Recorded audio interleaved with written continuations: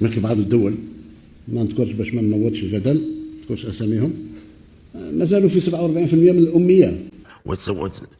وتوزيع لتوريث 40% باش يمضي الاسم تاعو يدير ينكروا ويجوا يزاحموا.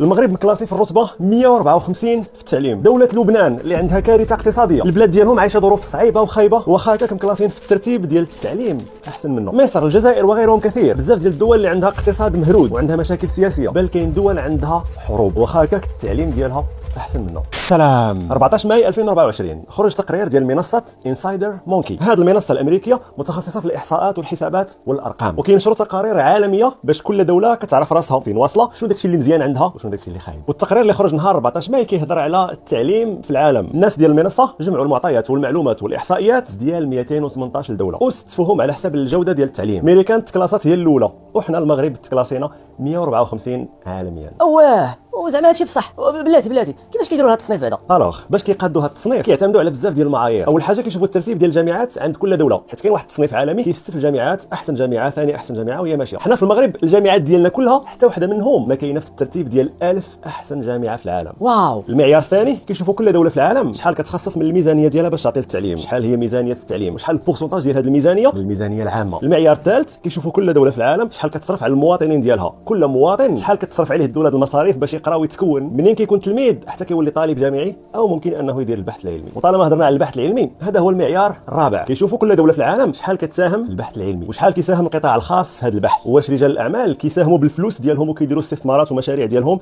باش يمولوا البحث العلمي، واش رجال الاعمال ديال البلاد كيثيقوا في العلم والبحث العلمي وكيديروا فيه استثمارات وكيتسناو ان المشاريع ديالهم تربح، ولا بحال داكشي اللي عندنا في المغرب الاغلبيه ديال المشاريع تمشي للماكله، قهاوي، لي ريستورون وجمعوا. هاد المعايير كلها وغيرهم كثير يجمعوهم وكيحسبوا بهم المعدل ديال كل دوله. اكبر مشكل عندنا في التعليم ديالنا في المغرب هو ان منظومه التعليم اللي عندنا ما مبنياش على الصح، منظومه كامله مصاوبه بالكوبي كولي من برا، خصوصا كناخذوا من فرنسا. من ناحيه فرنسا ماشي هي احسن دوله ممكن تاخذ منها منظومه التعليم ديالها.